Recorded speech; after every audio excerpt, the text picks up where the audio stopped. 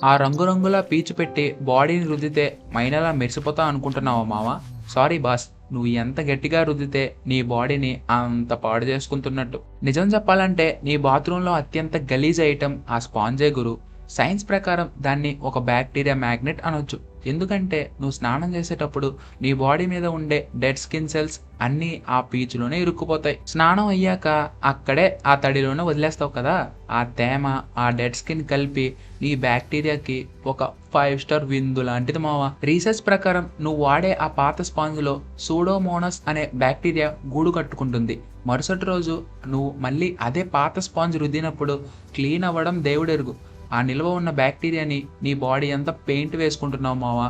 పొరపాటున సేవింగ్ చేసుకున్నప్పుడు కానీ చిన్న చిన్న దెబ్బలు ఉంటే కానీ ఈ బ్యాక్టీరియా లోపలికి వెళ్ళిందో ఇంకా నీకు సీన్ సితారే మావో. సో మావ, ఆ పీచ్ నీ పక్కన పడేసి చేత్తో రుద్దుకో, లేదంటే దాన్ని నెలకోసారి మార్చుకో. లేదంటే నువ్వు స్నానం చేస్తున్నట్టు కాదు మావో, బ్యాక్టీరియాతో బాడీ మసాజ్ చేయించుకుంటున్నట్టు ఉంటుంది. జాగ్రత్త.